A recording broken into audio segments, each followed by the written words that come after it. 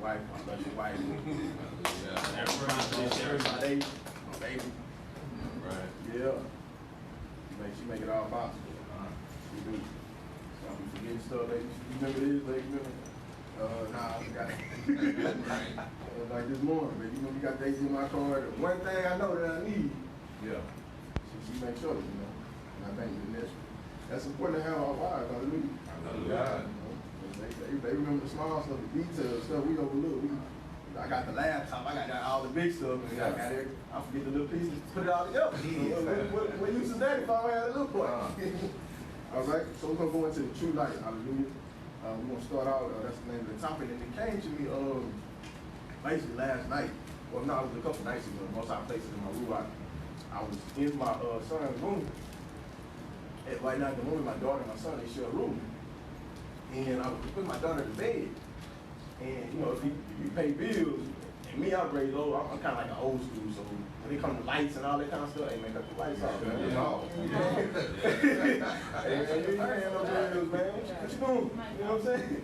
I'm old school with the lights, so if I'm out there, he go play like, man, y'all come on, sit at this table, man. You got a whole, what bill you pay? Right.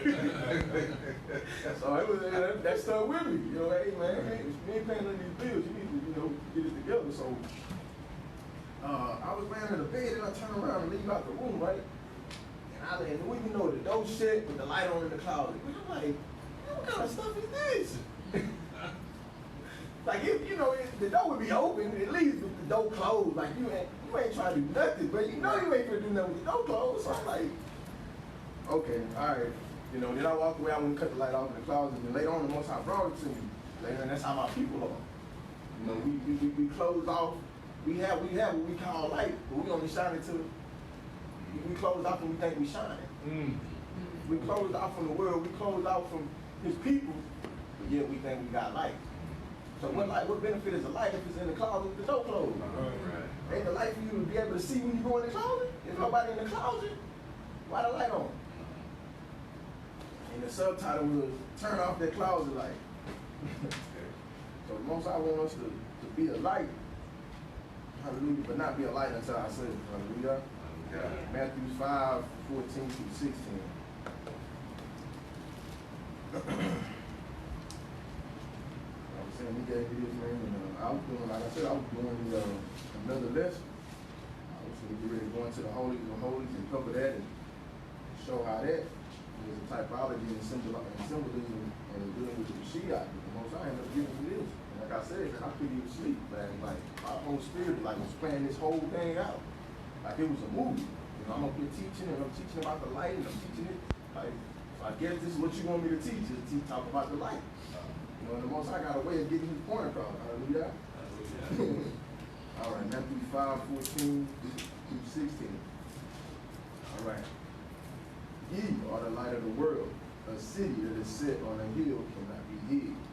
Neither do men light a candle and put it under the bushel, but on a candlestick, and it giveth light unto all that is in the house. Let your light so shine before men that they may see your good works and glorify the Father which is in heaven. So we see in the Most High is talking to his disciples. He say, neither do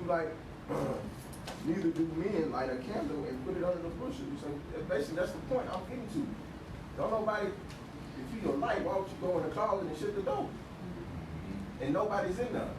The light, the purpose of a light is for it to be used. The Most High want to use us, and like you said, your good works, the things that your life bring forth and exude, is the works that you do. That's how people know that you are part of the Father, because of the works that you carry out. The things that you do signifies to them that you have what's called a light.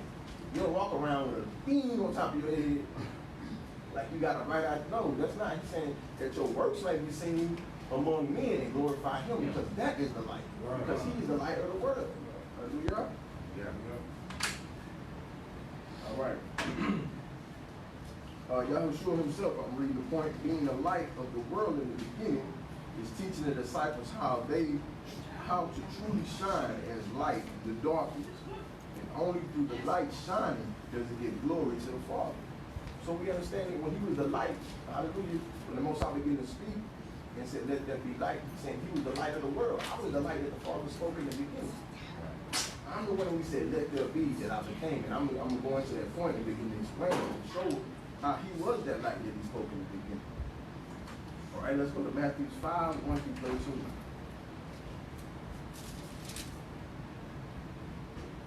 Let's go back up all the way to 1. All right. And seeing the multitude, he went into a mountain. And when he was set, his disciples came unto him, and he opened his mouth and taught them, saying, Blessed are the poor in spirit, for theirs is the kingdom of heaven. Blessed are they that mourn, for they shall be comforted. Blessed are the meek, for they shall inherit the earth. Verse 6, Blessed are they which do hunger and thirst after righteousness, for they shall be filled. Blessed are the merciful, for they shall obtain mercy. Blessed are the pure in heart, for they shall see the Elohim. Blessed are the peacemakers, for they shall be called the children of the Most High. Verse 10, Blessed are they which are persecuted for righteousness' sake, for theirs is the kingdom of heaven. 11, Blessed are ye, when men shall revile you and persecute you, and shall say all manner of evil against you falsely for my sake. Rejoice and be exceeding glad, for great is your reward in the Shamaim, or the heaven. For so persecuted they the prophets which were before you. So we see here that the Most High, what I learned in church growing up, this was called the Beatitude. Yeah. You know, and I had to learn. I had to learn it by heart. You know, what's the first one? What's the second one? I had to go point by point and point them out. But what the Most High is doing, if you read it closely, verse 1 say, and seeing the multitude, he went up into a mountain. And when he was set, his disciples came unto him. But we got to understand, when Yeshua began to move, everywhere he moved, people followed him. The disciples, and then there was a multitude, because of the blessings and the many things that he did. But when he saw them, he went away, he went up into the mountain, and then his disciples came unto him. Understanding the key point, a lot of the time when we have a light, when we follow the Mashiach, the world, the multitude always want to follow that light. Just naturally, just people who may be around, people just, oh man, I like you, I just want to be by you, they want to follow the light. But in order, because a lot of times being around a lot of people, they'll drain you. When they'll drain you. If you being a light, they'll drain you. And this is what the Most High showed me in this point. When people, being around a lot of people, you got to separate yourself at times. That's right. You can be a light and you can minister to people, but you can't always be in people's face. You can't always be in the multitude of people. Ain't nothing wrong with talking and breaking scripts, but sometimes you got to separate yourself so you can hear from the Father. We got a lot of distractions, Facebook, work, kids, school. Sometimes you got to get away from the multitude. Sometimes you got to separate yourself. When you talk about the high mountain, that just means separation. Because he seen the multitude coming. Why didn't he just go to the multitude? Because it wasn't time for him to go to the multitude. A lot of times in Luke, when he said he was on the shore and the multitude came, he got on the ship and they went out into the water. Right. Why didn't he say no, it wasn't time for that. It wasn't time to be breaking bread with the multitude. It was time for me to get something and feed my disciples and enlighten them. And that's what we need sometimes for the Most High to continue to pour into us. We can't be in people's face. We can't be on Facebook all the time. We can't be doing all these different things. A lot of these things require our attention because, you know, this is life, but you must set apart a time like I do sometimes, a lot of the time, early in the morning. I separate myself. I go into the clouds, I go pray, I go out, I may walk, I may, do something outside of what I usually do or what consumes my day. I know I gotta be at work, I know I gotta do these things. Even sometimes I'll be back. I might go on a ride. You know, most I ain't doing that. I'm getting away.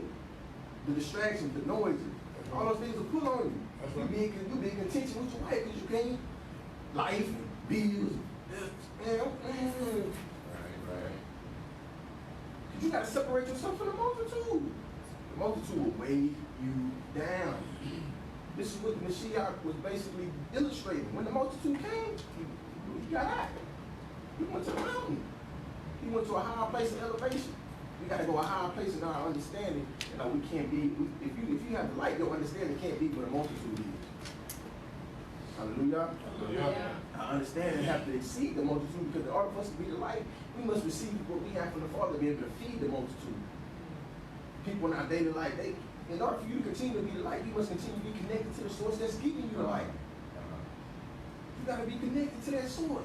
But guess what? If you're steady connected to the people that's sucking your light, then eventually you're going to be doing what the multitude doing. You're going to be the multitude following the light. You're going to be the multitude. if you don't get away to a higher place where he can pour into you like he poured into his disciples, the light, he said he sat down and began to teach them, he enlightened them, pouring to them those beatitudes. Listen on the poor in spirit, for theirs is the kingdom of heaven. Listen on the meek, for they shall inherit the earth. Listen on the righteous, for they shall see the Elohim. He began to pour into them these points, and they begin to receive these things. That's why he had to separate himself. They had to be separated. And guess what? You got to know where the Most High is. You got to know how to get away to get to the Most High. The disciples knew how to get to the Most High. They knew how to find him.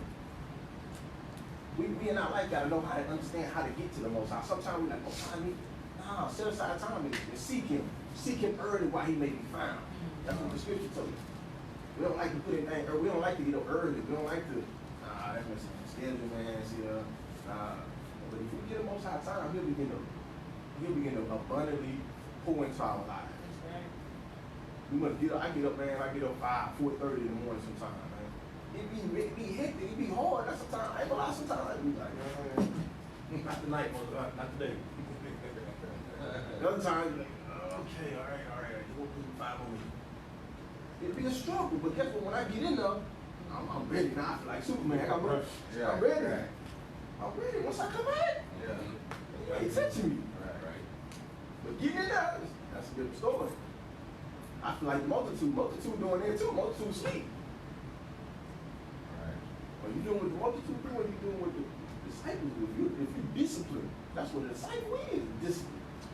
Basically, if you discipline, that means you devour. You know, the Muslims, they pray like crazy. They devour. They take what they do seriously. Right. But we the people with the covenant, we just like, we start acting like Christians. But don't I understand? Right. I thought we supposed to be the ones that Stand. we supposed to have a standard. Yeah. All right. Tell you. All right. Give time away from the people to let Yah shine His light upon you. Wisdom, knowledge, and understanding. This process will allow you to refuel and handle the task of tending to the multitude I already said. All right, let's get to it. Let's read down a little bit more. 13. Ye are the salt of the earth. But if the salt have lost its savor, well, what shall it be salted? It is thenceforth good for nothing, but to be cast out and to be trodden underfoot. All right. So we see the Most High has called us light and salt. He called us we see this. Those are important sources, resources. Light. We need light. If we don't have light in the world, it's gonna be a crazy place. We're gonna break down the benefits of just natural salt and what natural light can do to the body and show and give it a spiritual connotation. Hallelujah. Yeah. All right. Dealing with salt, it keeps you hydrated. Especially for athletes, they deal with the electrolytes. Electrolytes is just another form of salt, liquid form. Basically, when you deal with Gatorade, athletes gotta have it because they exert a lot of energy. I used to play football when I was in school, all the way up to my 11th grade. I didn't play my 12th grade. You letting them move it away. Then I came back and the coach was like, "No, we can't." You know, I guess it was like the time or whatever for me to play was to get enrolled. So, but I used to always have cramps in the middle of the night. I always have cramps when I be asleep. Boom! I stand up and lean up against the wall. In my electrolyte, you know, you're young, you like take a little squirt, you good. You know what I'm saying? Like, nah, you gotta drench yourself. You gotta make sure you're hydrated. Right. And that's how Most High is. You gotta look at the body of Mashiach. If we not properly hydrated, if we don't have a word, if we don't have what we need, we don't have cramps. It's gonna feel like it's a pull on the body. You're gonna get hurt with the body of the Mashiach. We not properly hydrated. We not properly set in place to deal with the people. If you become a multitude, then who gonna be the light? Who gonna be the salt? Prevents low blood pressure. It supports a healthy nervous system. It balances the electrolyte in the muscle. Like I said, it deals with cramping, improve sleep. But the Most High said He gives His righteous rest. If you worrying, if you ain't been feeding, you gonna be just like the multitude. You're not gonna have no sleep. I know when I was in sin, it was like I try to, I got doing whatever I was doing, and going to sleep was hard for me. I couldn't get no sleep. I'd be tossing and turning. When I was in the world, it was bad to sleep. Nah, I found me, man. My wife living in me, baby. Nah, I didn't want to hear you. Babe. I'm gone. I'm gone. I'm asleep, man. I put in the work, man. Hey, go. Don't ask me that. Wow, because if you put in the work, if you go for the Most High, He gonna give you sleep. I ain't worried about that. Don't mean that problems don't grow. Don't mean that bills don't ever be due. But guess what? I got a resource like Moreh just say. Yeah. If that's you, you trust in, I don't care what's going on. I can sleep. But I didn't see Him work. But we gotta be, if we the body, we gotta be able to show other people how to get rest. It's rest in the Most High. It's rest in Him. Yes. All right. Dealing with the light. The light, it boosts vitamin D. That's what we got. We need that vitamin D. Gotta have that light. It's important. When exposed to sunlight, the skin absorbs vitamin D, a critical nutrient that prevents bone loss and reduces the risk of heart disease, weight gain, and various cancers. When you see the light of the Most High, He gonna give you help to your body. When you believe in Him and got faith, you ain't got to worry about getting sick. You ain't got to worry. And when these things do come, remember that message I preached a while back about faith? Yeah. You got faith in Him. You stand. Why? Because the Most High needs us to be an organism, an actual living organism for Him. We are the body of Mashiach. We must show forth who He is through our lifestyle. He is the light that shines upon us. We need the light. We need that vitamin D. He is the vitamin D to us to keep us strong, to keep us in order with Him. So the same thing you see in the natural for the sun, He is the sun, the S-O-N. He is the light of the world that shine on them, the organism who is the body, who is us. That's right. He gonna keep the body in order. Hallelujah. Yeah. And again, light, it do the same thing. Salt do it improves sleep. When you get light, when you get in the true light, you get sleep. You're not worried. When you get in the light of the Mashiach, you get sleep. It wards off seasonal depression. We were just talking about that. When you have the Most High, it wards off. When you deal with the sun is in the sky because the Most High, when you read in Genesis, He said it for seasons and times and things like that. But also, if the sun was not in the sky, the world would go into depression. It would be an all-out, what's that movie running around just killing people? The Purge. It would be an everyday purge, depression. If you go look at Alaska for 6 months out of the year is straight light. And also that's one of the worst places dealing with drugs and killing and crime. Look at Alaska. It's light all day. So guess how your body feels? To Him. You're wide awake. Yeah. You don't have no balance. All right.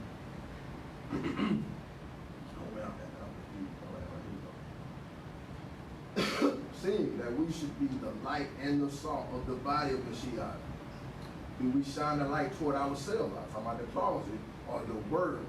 Let's get that in Isaiah 49:6.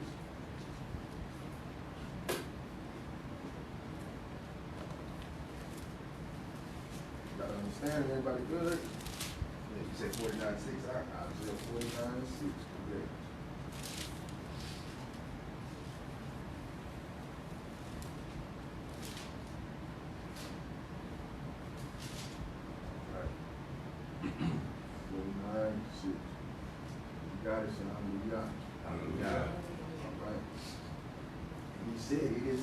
it is a light thing that thou shouldest be my servant to raise up the tribe of Jacob, and to restore the preserved of Israel. And I will also give thee for a light to who? To the Gentiles, and if they may be my salvation unto the end of the earth. Let's read that again. That was good. And he said, it is a light thing that thou shouldest be my servant to raise up the tribes of Jacob. So he's going to raise us up. All 12, he's going to raise us up. Hallelujah. Again, to him, through Israel, and to restore the preserved of Israel. And I will also give thee for a light to the Gentiles, that thou mayest be my servant, mayest be my salvation, be my Yeshua. When you read that, when you look at that word, that's Yeshua in the Hebrew. That's right. We are the Most High salvation. We are a form of Christ. We are a form of Yeshua. We are a form of salvation. But people have to see us because we have to be a light. We have to be that Yeshua, that salvation, unto the ends of the earth. It ain't just so much for us. It's for the world to see who the Most High is. Because who are we to just do it to our, like with the closet, with the door closed. It's just us in the closet. Start doing it. Well, open the closet up. It's supposed to be a light to shine to everybody. That's just to yourself. But that's what we teach. And the Most High had this on my heart. I couldn't sleep, man. Like I said, I was tossing and turning because this is what the Most High want in this day and age. He wants us to understand who we are and what we're supposed to do. What is our job? Right. Is it just to shine our light to each other, or is it to just shine to the world? And that go around. I mean, go ahead, know what the camp's doing as far as it's just for us, like, and that just don't. I don't understand how they get that. Where they get that issue with that, man. Well, I mean, it's a lot of. I mean, I didn't get it. I mean, like I said, I came up in it out of the ISU when I was younger. You know what I'm saying? And I believed it wholeheartedly. I got a testimony, man. I came up out of the camp, and I had that hard heart. You know what I'm saying? I was my wife know, like he wasn't know he saw this going down. Like what? Yeah. And he was, I mean, it was like this, man. If we in Walmart, it ain't nothing but all white people at the cash register. They got one hour on a black person on the end of Walmart. Hey, let's go around. Yeah. I was real. I was serious. I take it serious because I'm new in it. I'm like, man, Esau the devil, man. You white, you know, the devil the Bible speak of. Man, the Most High showed me, man. He woke me up. I don't know. The Most High didn't. I don't know why. I guess because he knew that I would take my family. But what I dealt with, well, he showed me something very quick. The first time I think we needed clothes or something like that. I think I had just left the city or something like that. My daughter needed clothes. Man, tell me why this white lady, all new clothes for my daughter. All new clothes. Humble too. I said, man, these all doing, man, get that stuff back, man. That ain't, you know what I'm saying? Nah. Yeah. I was like, nah. In my mind, I'm like, what's this about? Other nations don't supposed to be deeper than us, man. We not supposed to be. And the Most High show you, it's your own people. That's how the Mashiach look. His own people wouldn't even care nothing about him. He's showing you that the other nations, there's some people that do care. Yeah. There's some white people out there that ain't I think out for your neck. They ain't out to just see the whole black race diminish. So I had to, and I still was fighting with that. I didn't receive that then, you know. Had a situation called when I boom. Didn't have no ride. Wife looking at, baby, what's up? Y'all know how y'all women is. Baby, what's good? All right, man, we're gonna do something. Meanwhile, I had a lady, I guess she was speaking to my wife, a white lady, gave a whole car. It was one of my students' parents. Yeah. They gave us a new car. Gave a whole car. Just gave you guys. Gave it to it. Gave it to us. Gave it to it, man. Gave it to it. Wow. Then after, hey, I'm gonna make sure y'all blessed. Be blessed. Man, watch out, man. What is this? No, not even that. She got together with other people in her community. They gave us HEB gift cards, Walmart gift cards, Starbucks gift cards, out to eat gift cards. Yeah. And then she gave $200 or $300 on top of that, and then another $200 to me since I was her daughter's teacher. Yeah. Yeah. And that was just like the camel that broke. That was started with the camel back with me, and I was just like, Most High, this don't make no sense. Like this don't add up to what I've been reading or what I thought I was reading. Like Most High, like if we supposed to be on top, we supposed to be the people. Why? And they the devil, they this and that. Why is this devil blessing us like this? Why is she doing this? Why is she looking out for us? And I was mad with the Most High, man. I was like, Most High, this don't. I'm like having a heart to heart with him. I'm going in like, Most High, what's going on? Like, why is it like this? Are you trying to show me something? And I still booked, you know what I'm saying? And my marriage was on the rocks with that. Cause my wife was like, nah, this not the Most High. This hate we got, it's not it. It's not it. So, and then we begin to battle, and then the Most High began to slowly bring me out of that thing, man. Slowly. It didn't happen overnight. I still was feeling that. I have some residue in me now from that. I mean, I understand the Most High's plan for salvation and like that, but still the flesh like the rise. I'm like, man, I wish it was not just me and my people. Yeah, right. Just be real. Right. But the Most High showing me that that's not how he wanted. It never been that way. It never been that way. And all throughout all our captivity, the stranger or the Gentiles or the heathen, they've been there. And they've been given to us. They will bring strife among us, though. The Most High ordained that also. Right, He used them to help us also. Right. From the body of Egypt. We took everything from the Egyptians when we came up out of there. Almost every last one of our captivities, it happened the same way once we came up out of there. They really wanted to help us come That's up out right. of there. That's real. Yeah. And you know, we see that in the scriptures, but you know, it's just like, nah, man, this is where it is. Right. The Most High begin to show me and break me down little by little and show me, nah, this is, man, when, that's part of our next. You know what, let's get there. Romans 5, forget it. I'll come back to it if it's done. I got time. They took me a whole other way. Let's get to it in Romans 5:12. That shit my very foundation, man. I didn't understand it. You know, I thought I had the truth. I thought I had, thought I had it all together. Most High showed me now, son, that's just a little bit. That ain't even half of what you're supposed to have. So, all right, everybody got it? Hallelujah. All right.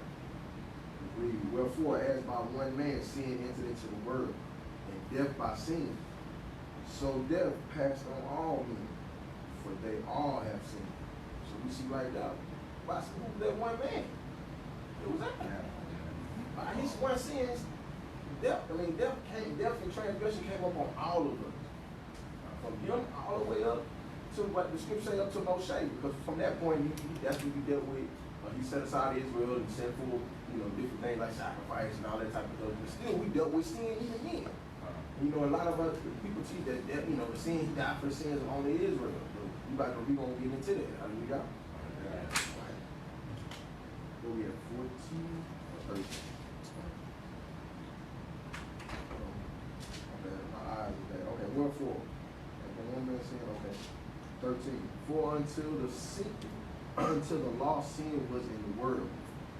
Read that again. For until the law sin was in the world, but sin is not imputed when there is no law. Of course, we know that. Where there ain't no law, there ain't no sin. Wait. That's plain and simple. Can you explain that a little bit better? Where there's no law is, say for example, you go out here on this street and just go 80 miles an hour. There's no sign. Ain't no law to tell you, hey, it's 80 or 50 or 40. There's no law to tell you. So are you sinning? Are you breaking the law of the land? No. But would that be wise? It would be wise. So basically, that's what the scripture says. Where there's no law is, there's no sin. There's nothing to break. Because there's no law to govern that what you're doing. That was the majority of Paul teaching too, also what you're saying right there. Which is like what you just told her. If you can't go out there and do it, is it expedient? Like Paul said, Exactly. all the things, Lawful but not expedient. That's right. Right. Let's read that in 14. Nevertheless, death reigned from Adam to Moses, even over them that had not sinned after the similitude of Adam's transgression. Who is the figure of him that was to come? So talking about the Mashiach, he figured that was to come 15. But now as the offense, so also is the free gift. So now that their sin came, now we know there's a gift coming due to that. For if through the offense of one many be dead, much more the grace of the Elohim and the gift by grace, which is by one man, Yeshua HaMashiach, have abounded unto many. So now we understand that through that sin, now we have to have somebody to cover that sin. The perpetuation between us and the Most High, and that's Yeshua HaMashiach. He had to come and die and take our place for sin. Now that sin is in the world, we know that's, like I explained on last week, when Adam and Eve sin, they begin to break stuff, they begin to break laws even before they begin to bite it out. Or the fruit they want to apple. I'm sorry, that's that. You can let out my mind. They know it's not an apple. Facebook, no. I said it, but it's not an apple. Nah, but it was my mistake. But when they took part of the fruit, they begin to break sin. They begin to cover. They begin to desire. You begin to desire something that's not yours. What law is that? Is you covering it something? Yeah. Something else? Right. Yeah, they begin to covet. They begin to break laws before they even ate of the fruit. They begin to desire it. Then they begin to touch and grab it. You already touched the thing that was the Most High already said not to touch, not to even look, not even go to. You begin to break things before you even begin to eat of it. So sin was already coming, and then when they did, it was just full blown. Then they was like, well, I came looking for them. Hey, y'all like, he know where they at. He just want to see what you gonna say. Right. And that's how the Most High is. He know where everybody at. He know all the children. See if you gonna answer. If you just gonna be owned up to it. I did it. Where messed up. A lot of people like to walk around and cry like, Adam. Oh, put it on somebody. Nah, it was my wife made me do it. My kids. I ain't gonna have no money. We come with all kinds of excuses instead of owning up and taking responsibility for what we did. Hallelujah. Yeah. All right. Let's get this in. When Paul, I'm gonna read a point. When Paul was an apostle of the Gentiles, we know that our Israelite brothers teach Israel only doctrine and salvation for Israel only doctrine. This is the point I want to make. I have a question. According to the Israelites, all Gentiles in Scripture are the scattered Israelites who are waking up to who they are and coming back to the laws of Yah. So who are the Gentiles of Acts 21:25? If they supposed to be the Israelites, why aren't they charged to keep the law like Paul? Get that in Acts 21:25.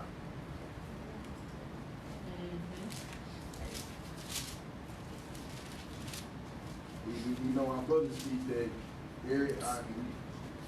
Go ahead. Okay, so after you make that point, I would like to know, because the Mashiach spoke to Paul when he was persecuting Christians. So say that again. Remember the Mashiach came, spoke to Paul when he was persecuting the Christians. We were in Christianity all the time that he was still Christians. But who was he killing? Who was he going after and killing? We're going to get into that. Okay. I'll put it out for you. Acts 21 and 25. You want to read that out? What you got? Yeah, you can read it. Let me pull it up real quick. But I ain't gonna get to it. 21 and 25. Go ahead. Hallelujah. Yeah. But concerning the Gentiles who believe, we have written and decided that they should keep themselves from what?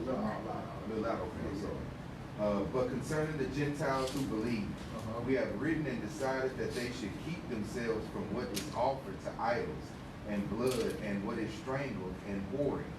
Then Shaul took the men of the next day, and having been cleansed with them, went into the Mikdash to announce the completion of the days of separation, until the offering should be presented for each one of them. Okay. So we see here in 25 where there was somebody that's touching. This is where all the apostles, James, and Paul and Peter, all of them, this was a consensus where they came together and understood. Let's read up real quick. Let's kind of give you a concept. Let me see. Now 18 we'll read down. And the day following Paul went in went in unto James, that was one of the elders, and all the elders were present. And when he had saluted them, he declared particularly that these the Elohim had wrought among the Gentiles by his ministry. And when they heard it, they glorified Yahuwah and said unto him, Thou seest, brother, how many thousands of Jews there are which believe. So Paul began to talk about the things that he began to do among the Gentiles. But among those Gentiles were Jews. That's what Paul is saying. We're not going to say, some people like Paul mix it up. But basically, when Paul went into different parts, like Galatia, or he went to Ephesus, he went to the Israelites. And among those, among the Gentiles, he would pull out Israelites, and also if the Gentiles wanted to come and be a part, he would teach them as well. All right, and this is an instance where he began to talk to the apostles and the elders and tell them how how great the work was. Man, we out here healing the sick, man. We're going out here to the Gentiles and the Israelites, man, and we're doing this great work. And he explained to them everything that's going on in his ministry that he's doing according to the Most High. All right. And when they had heard it, they glorified the Elohim and said unto him, Thou seest, brother, how many thousands of Jews. You know, he's talking about the Gentiles who were Jews. There are which believe. They are zealous of the law. So these Israelites are zealous. These Gentiles who were once Hellenized, meaning they were Israelites who were Greek speakers. They spoke the language, just like Americans, we speak this language, but they were Gentiles of that nation. But they began to learn about themselves. That's why the scripture called them in verse 20, Jews who were zealous of the law. After them hearing the law, man, okay, you the people, all right. Let's keep the law then. They zealous of the law. They want to do the work. They want to keep the law. 21. And they are informed of thee, that thou teachest all the Jews which are among, you see, out of the Jews, you can talk to the Jews who are among the Gentiles to forsake Moses, saying that they are not to circumcise their children, neither to walk after their customs. This is the thing they begin to place on Paul. They begin to say, hey, Paul, you teaching against the law, right? Church doing today. They begin to come to Paul, persecute, hey, bro. You got word, fam. You out here teaching people they ain't got to keep the law. Same thing like say we here today. They ain't got to be circumcised. They ain't got to do all this and that. I'm like, what? You can imagine. You got these charges, and they wanted to kill Paul. Right. This wasn't just no accusation to be like, slap on the wrist. Nah, hang you, bro. Brick shower. Exactly. They throwing bricks. They coming at you. It wasn't just no. They was really coming at Paul with some heat. So let's continue to read. Verse 22. What is it therefore? The multitude must need come together, for they will hear that thou art come. The multitude, they when the other multitude get together, bro, they gonna get you. They hear about this. Do therefore this, that we say thee. We have 4 men, so it's like, man, to save you, bro, hey, we already know you may be good, but hey, and to show us too that you with it, hey man, we got these 4 brothers, these men, which have a vow on them, an Nazarite vow. They never cut their hair. So they got a vow to the Most High, they don't drink, don't do nothing, but they got a vow on them, and they get ready to go up and cut. I mean, they got to go up and shave. All right, 24. Take them and purify thyself with them, and be at charges with them, that they may shave their heads, and all may know that those things whereof they were informed concerning thee are nothing. So the things that they said about you, if you do this, they're going to know, what they saying about Paul ain't nothing. They lying. Let's see what Paul did. But had thou thyself also walking, those things wherefore they were informed concerning thee are nothing. Okay. But that thou thyself also walkest orderly. You want to walk accordingly and keepest the law. 25. As touching the Gentiles, which believe, we have written and concluded. Observe no such thing, save only that keep themselves from things offered to idols, and from blood, and from strangle and fornication. So these were the 4 things that he told the people. He said, that's touching these Gentiles. Dealing with these Gentiles, these are the things that they shouldn't be doing. So if we worried about all this and that, we came together, we concluded this is what will allow them to be among Israel. the Gentiles. We said they say they keep themselves from things that's offered to idols. You know, that's dealing with Leviticus 18 and 19, and blood, same thing, and from blood. When you eating stuff with blood in it, dealing with Leviticus, you can, of course, according to the law, you be put out of congregation. You can, you dealing with that. And from strangling. Talking about being strangled. When you kill an animal, we couldn't eat animals that got strangled. Because when you strangle an animal automatically releases chemicals in its body, and when you eat it, you become unclean. So you couldn't kill animals, you know, like you couldn't basically startle the animal. Or you couldn't just had to, it had to be a pure kill. And from fornication, of course, sexual immorality. And these things they would allow the Gentiles to so much and so be basically with Israel. Then Paul took them in, and the next day purified himself with them, entered into the temple to signify the accomplishment of the days of purification, unto that an offering should be offered for each one of them. All right. So if we see that, according, because they like to say that the Israelites, you know, that these were the Israelites. So we know that if they, according to what they say, if these Gentiles were Israelites, why were they told to keep the whole law? But they was only told to do what? Deal with idols, blood, and strangled, and dealing with fornication. These are 4 things. And we know the law would consist of a whole lot more than just 4 commandments. So who were these Gentiles? Who were these so-called, they called Israelites? They couldn't have been Israelites. They had to be Gentiles. And we're going to confirm that. All right.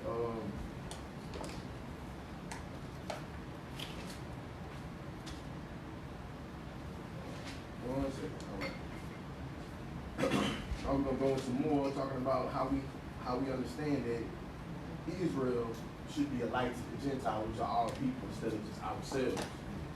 And we're going to break it down, and we're going to get down every nook and cranny, and we're going to cover it and show that we as the chosen people have a responsibility to the world. We have to shine. Our light can't just shine to Israel. As much as I wanted to be, as much as a lot of people wanted to be, I love my people. As much as I know how crooked we are and we do stuff underhanded to each other, I love my people. But I understand the walk in this ministry is bigger than just us. The kingdom gonna be more comprised of more people than just Israel. Though Israel will be the hierarchy, the ruling class, we still gonna have people that's gonna follow and worship the Most High. That's right. They gonna come. The scripture said in Ezekiel 14, they gonna come and keep the feast of tabernacle. They gonna come. What you gonna do now, bro? You can't come in, bro. Most High gonna kick you out here. You think you got a certified spot? That's how a lot of us feel. That's what the Most High was talking about. Yeshua was talking about in Matthew 23. He said, man, these are the people that sit in Moses' seat, man. These are the people that got the law. They got it all together. You know what I'm saying? Right. He called them extortioners. He called them hypocrites. Right. And these people that talk the law, man, they ain't about law. They ain't really about this book, man. All right, so let's get into it. Isaiah 60 and 3.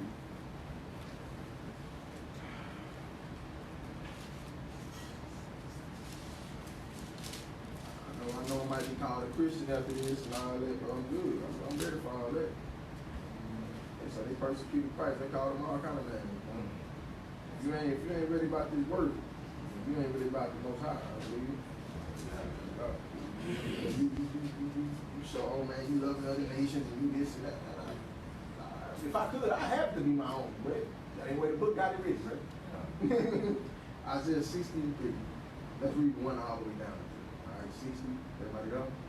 Yeah. Arise, shine, thy light is come, and the glory of Yahuwah is risen upon you. For behold, the darkness shall cover the earth, and gross darkness the people, but Yahuwah shall arise upon you, and his glory shall be seen upon you. And the Gentiles shall come to thy light, and the kings in the brightness of thy rising. So the Most High gonna raise us to be a light. He gonna bring us up out of obscurity, out of darkness. Why? So we can be a light and say kings gonna come. Right now, what kings of Israel in any other land? And we ain't ruling no other land. We ain't no kings in no other land, man. talking about these are actual heathen Gentiles who gonna come. And they gonna come and begin to pour into Israel and come to that light that we're supposed to shine out. Let's get that. In fact, we're gonna go into the law. We're gonna go into the law. Leviticus 24. We're gonna show you a little bit of the lesson that I brought out on last week, or the weeks before, talking about that light and what it represents.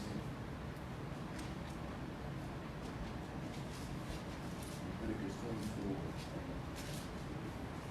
What verse is that? We're gonna go 1 through 8. Is it 24? 24, 1 through 8.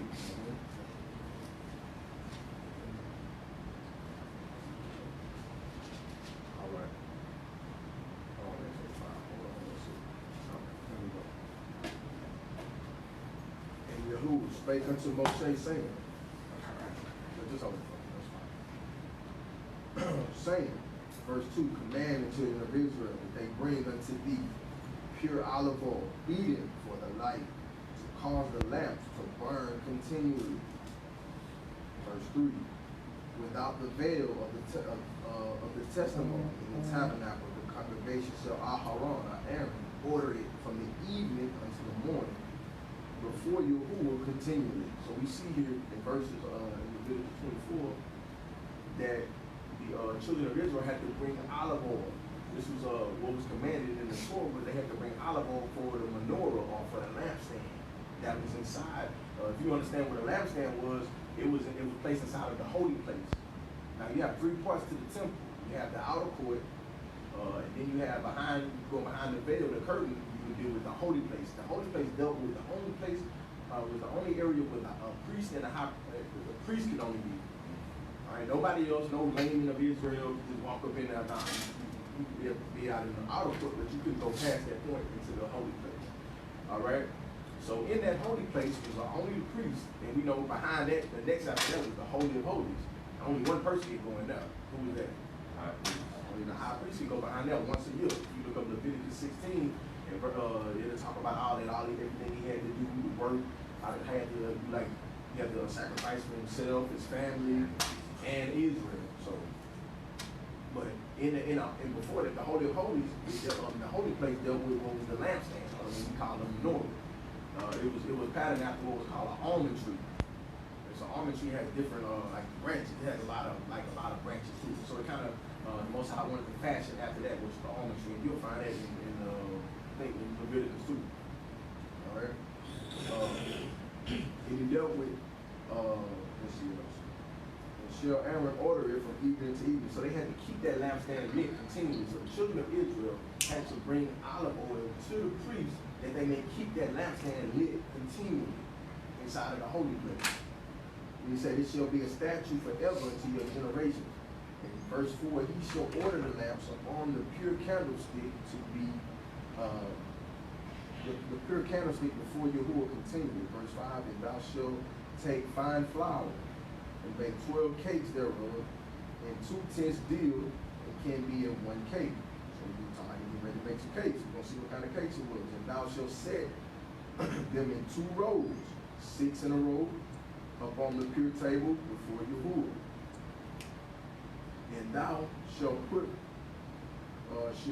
pure frankincense upon each row, that it may be on the bread for memorial, even an offering by fire unto Yahuwah. Every Shabbat, every Sabbath, ye shall set it in order before Yahuwah continually, being taken from the children of Israel by an everlasting covenant. So we see they had to bring oil continually to the priest. All right, the people had to have oil to bring to the priest to keep what lit? Keep the lamp lit. Then with the lamp that went into the holy place, you had also the table of showbread. Table of showbread is a long table. You had dimensions, and it had long staves on it, rods that went through it on both sides to carry it. And on that table, it was also made of shittim wood, and it was overlaid, covered in gold, pure gold. And on that, they had to make 6 rows. They had to make 1 row of 6 cakes on each row. You can imagine which each row represented. 6 on each row, total of 12. Children of Israel. That's what that was. And the menorah always shine, that light always shine up on the capes. And the priest would take frankincense and do what? They would sprinkle it up on the robes. Now, if you understand what frankincense is a preservative. It's an essential oil. It also causes, it helps promote memory function and concentration. So those things represented, frankincense was a typology. Now, what the children of Israel, the priests didn't understand was what they were actually doing. With that frankincense was a typology or a symbolism of what the Most High would do for Israel. He would always preserve Israel. That's what frankincense is, an essential oil. It's a preservative. He would always cause Israel to be in his remembrance or in his mind and cause Israel to always come back to who they were, to remember who they were, to cause them to have memory function. Though we went away, that was only a typology to show that you will always be on my mind, and you would always keep me on your mind.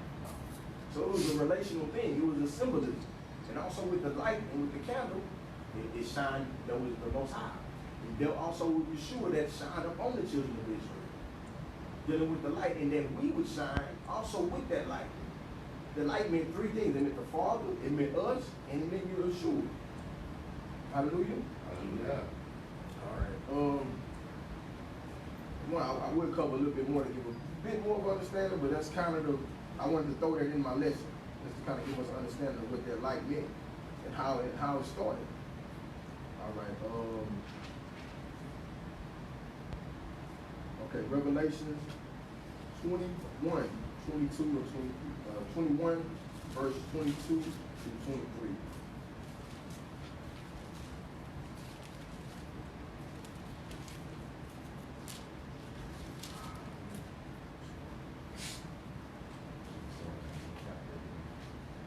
Again, Revelation 22, 21, 22 through 23.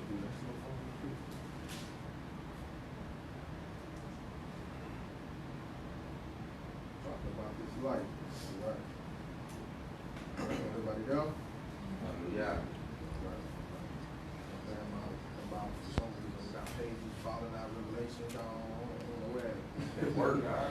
Say word. No way.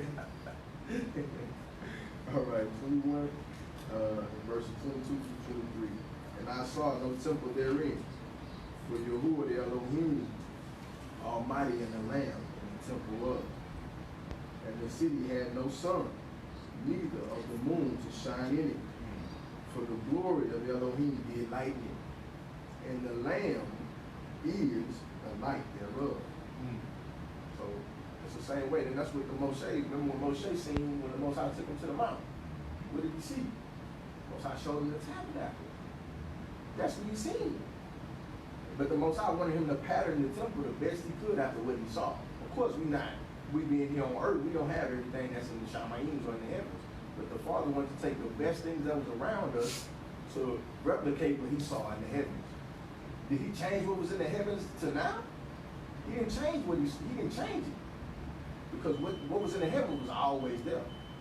That never changed. So when people talk about the law or what the Most High has, the Most High didn't change his law. He just changed how he would put it in it, or how he would move or navigate with the law. He said he would put it now in our inward part. Right. The law was done away with because what Moshe seen was eternal. He didn't see something that was going to be changed or flipped. No. When he saw that temple, every time Moshe began to build, he said, make it according to the way I showed you. Right. So if he saw something in eternity or something that was already in the Shamayim in heaven, that don't never change. He saw something permanent, but he gave him something here to replicate that. Replication just means, okay, it might not be the exact thing, but it's a shadow of what is there in the Shamayim or in the heavens. So that's all Moses was doing. He was replicating what he saw. It wasn't a permanent thing. This the Levitical priesthood wasn't permanent. It was only a pattern of what he saw. Temporary. So when people talk about it, they say, no, because you got to refer to Moses. What Moses seen on the mount, what the Most High showed to him. He showed him the heaven. He showed him the temple. That's what the Most High say, use that on people. That be something different. They ain't okay. Ain't nobody used that before. Yeah. Because he showed him what would never change. What was already God. So that's a good point to use. All right, let's go. What did I say? Where was that? Okay, yeah.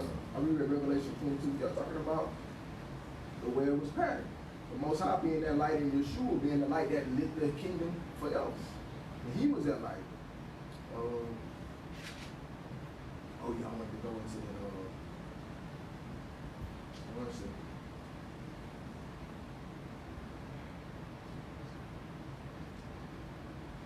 Oh yeah, let's get that in Genesis 1. We're gonna show about that him being the light of the world. You know, he said he was the light of the world. We got went off another beaten path, but we coming back full circle. All right. Genesis 1 through 3.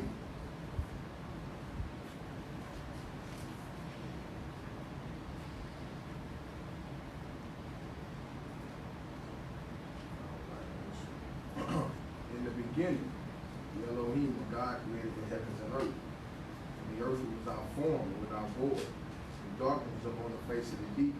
And the spirit of the Elohim moved upon the face of the water. And the Elohim said, let there be light. And there was light. All right? We're going to prove that Yeshua was that light in the beginning. All right? This is what I'm getting to. Let's drop down to verse 14 through 18. All right, everybody up? Yeah. All right. And the Elohim said, let there be lights in the firmament of heaven to divide the day from the night, and let them be for signs and for seasons and for days and years. Verse 15, and let them be for lights in the firmament of heaven to give light upon the earth, and it was so. 16, and the Elohim made two great lights, and the greater light to rule the day, and the lesser light to rule the night. He made the stars also, and the Elohim set them in the firmament of heaven to give light upon the earth. Verse 18, and to rule over the day and over the night, and to divide the light from the darkness. And the Elohim saw that it was good. So if you read this, I'll begin to read this, and I'll be like, cause I remember the Most High giving it to me. You know, and the Most High, he works in stages, especially with us. We don't comprehend it all. He don't give it to you all in one shot. You got to work on it little by little, you know, and then as you go, he'll begin to reveal more to you. So I was getting struck. I was like, he put in my spirit that Yeshua was the light from the beginning. So I'm like, okay, I should be able to find that in the beginning. If this is what you're telling me, this is the way, when you work with me and tell me stuff, I'll be able to find it then. So, cause I can't just tell somebody, yeah, bro, this is what it is, and right, where's that? Yeah. So you gotta revelate in your mind with the Ruach telling you, nah, that ain't how it works. That ain't how it works, man. You gotta have some script. All right? That's exactly how it be. But you get a lot of people that do that. They just like to talk and ramble. You get that a lot in church too. I actually be like, ask a lot of questions, and they would just like go into a philosophical spiel, like, well, what the script said though? I don't even know. What can I find this? Tell somebody else. You never got it. But if you go ahead. Oh, you got something to say? No. I'm just agreeing with you. Go ahead. I have a hard time understanding what firmament is. Firmament. Get you a blue letter Bible. That'll help you break down the word. Firmament just means, when you break down that word, it's called rakia. The word rakia, it means a long expanse. Meaning the heavens it's a solid expanse. As long as the sky stretches, it's an expanse. It's a hard, okay, that'll get into another type of deal. Okay. You kind of make out what I'm saying, but yeah, that's what the firmament means. It was separated. Okay. It was a separation. That stayed up there, and it stayed down here. Those two would never. So the firmament was separated. This was separated. This would be the firmament. The long expanse, the sky, the whole sky. Okay, gotcha. Okay. But in Hebrew, it's called what's rakia, and it meant long expanse. Let me see. Let me look at the word. Hold on. What's verse again? For firmament? Yeah, Firmament. I just wanted to make sure I understood. Well, I think that dropped down when I got to it was something like 17. Like, 1 and 17. First when I read it, I was thinking like, is it just a void? Or was Nah, it solid? 1 and Yeah, 17. it's a solid expanse. Okay. Solid, yeah. That's exactly. That means you can't get up. Some people can get there, you can't go. Okay. That's They exactly. talk what about it it. is. You can't get up there because it's the rakia, it's a firmament, it's hard. You can't get up there. Some people like to call it. It's another. You get into another. Right, book. yeah. I just wanted I'm not gonna do it right now. Said the extended surface solid. Yeah, Okay.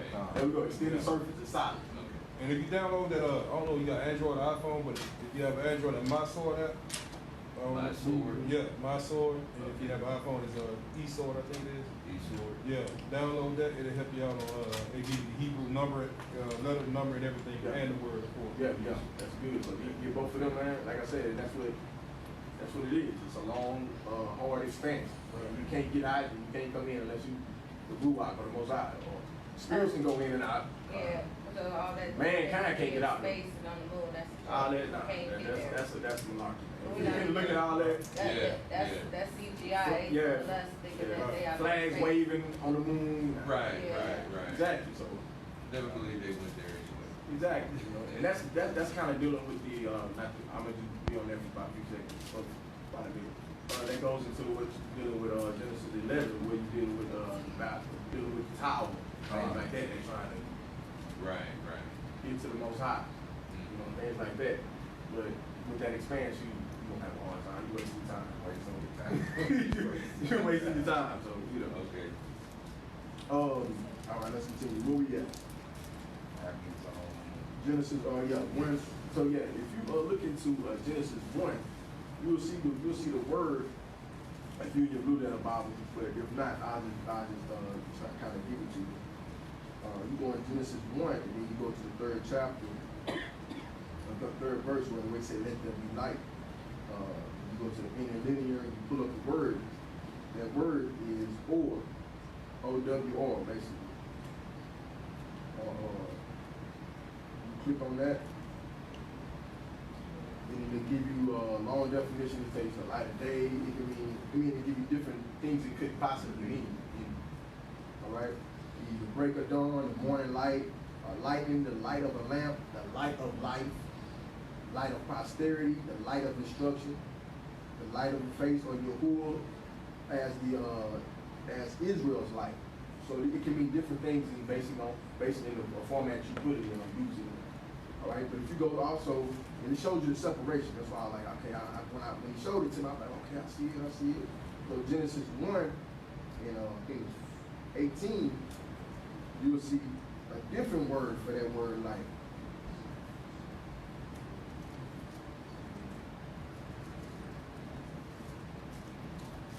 Let's see. 118.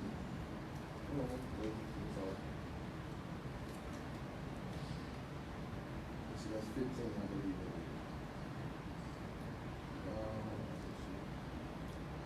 Hold on one second. It's gonna be 14? It's gonna be 15, I believe. The word may or. Well, let me see. 15 is 16, yeah, or it's going to the word may or. Right. You go up 1 and 16, There you go, that's 16. give you the word may or, which only means one word basically, light or luminary, which is lights in the sky. So you see in the beginning, you see where there's a multiplicity of meanings, but when you get to there, it's only like, basically like I said, 1 or 2 meanings, between the luminary or a light. And we understood the one in the meaning could, in the beginning, when we said let there be, it could have been the light of Israel, or the light of instruction, talking about the Torah. When we talk about in the scripture, John 1, in the beginning was the word. And the word that he spoke out of his mouth. That was the light. And we've always thought that the light was the sun. See? When he said let there be light, we've always been taught Christianity that Well, yeah. that was the sun. But let's go down these 3 scriptures. Yeah, We go down to 16, and he said that he made 2 Exactly. You great see- lights. Great lights, exactly. That's crazy. And I was like, no, son, I know you told me that, man. I know it got to be in there. I can't just be telling people that this happening and it ain't happening. And he showed me, and I was like, oh, wow. Okay, 2 different lights. It had to be that way because, like you said in the New Testament, where it says Hamashiach created everything. So he had to create the sun. And the moon. Yeah, and the moon, yeah. So Right. he had to be the first light that was, That's given. right. That's right. The light. That's why I say I'm the light of the world. I'm the light that was the first light that ever was. Everybody say that. Yeah, just a little nugget, man. Let's get that in 2 Corinthians 4 and 6. Most high, man, he be dropping it. That's how I feel. Oh, snap. Yeah. In Revelation. I'm cold. I'm sick weak. He dropping knowledge. I'm telling you, man, I was like, oh, snap. What we going right now? 2 Corinthians 4 and 6. All right. Yeah. Yeah. All right. Go ahead. For Elohim, who said, "Let light shine out of darkness," is the one who has shown in our hearts for the enlightening of the knowledge of the esteem of Elohim in the face of Yahushua HaMashiach. Right. Let me see that. And then the KJV say, for Elohim who commanded the light to shine out of darkness. It was the Most High who spoke the light out of darkness. He spoke his son into existence. Has shined in our hearts. Now that he shined, we must take him in our hearts to give light of knowledge of the glory of the Elohim in the face of Yahushua HaMashiach. That'll let you know right there that the apostles, they already knew the light in the beginning. Right. They studied it. They broke it down. Okay, the may or okay, I see that's the light. Yeah, boom. See us, we just not seeing it. Oh man. The menorah was always the Mashiach. Always, he was the light. That showed over the cakes. Yeah, that signed over the 12 cakes. Right. Children of Israel. That's the typology, like I say. That's why I was. Y'all missed it though. Nah, I got to look to it. Nah, it's all good. We family, so I don't know. Right. Let's get another one, Isaiah 42 and 6. Good. Everything good, huh? All right. Some good meat. I was like, man, okay, this is why the Most High didn't let me sleep. We go in the morning, I'm just thinking about this message. Isaiah what? 42 and 6.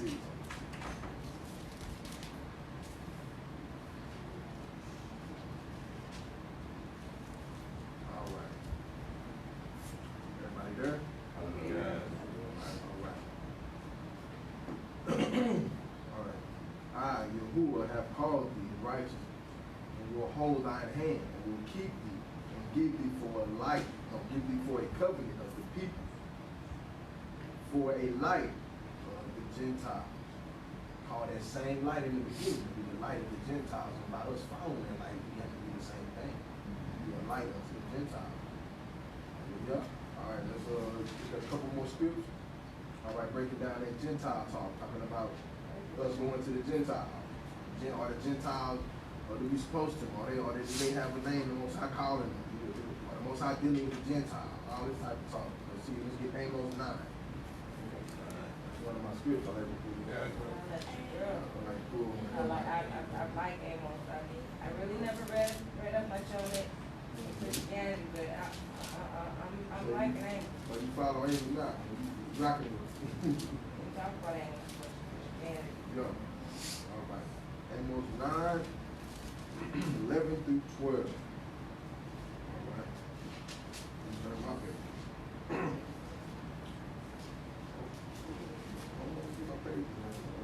Okay, here we go. In that day I will raise up the tabernacle of David, that is fallen, and close up the breaches thereof, and I will raise up his room, and I will build as it is in the days of old. All right? That they may possess the remnant of Edom and all the heathen which are called by my name. Said Yahuwah that doeth this. All right? So we see the Most High talking about he gonna raise up the tabernacle of David, because he said according to the throne of David would always reign forever. What's that? Okay, yeah. And he said basically he will close up the breaches. Then he would say he may possess the remnant.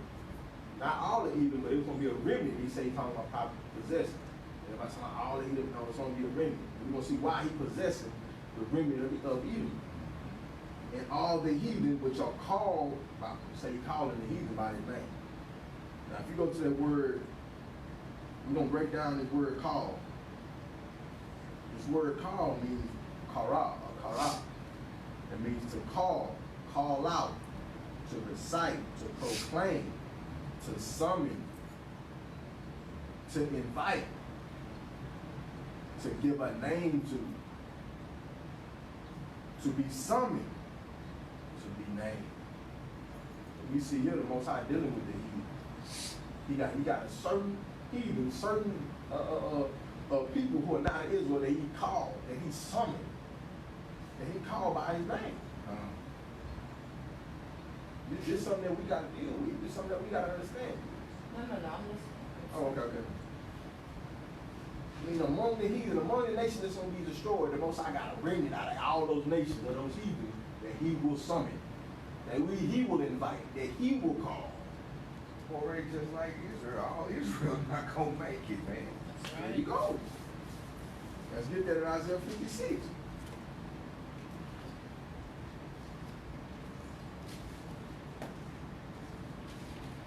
I'm ready for all the coon talk, man. I'm ready. The coon as it is. Hey, man. Hey. Just for righteousness' sake, man. I'll be persecuted, bro. Take my face, man. Make it put it on the meme, man. Yeah, that's just forget you just read Amos 9 and explained it. Talking about it.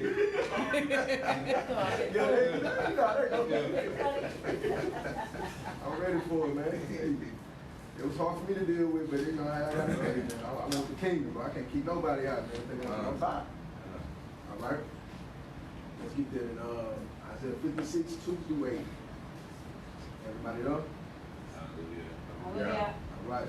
Blessed is the man that doeth this, and the son of man that layeth hold on it, that keepeth the Shabbat from polluting it, and keepeth his hand from doing any evil.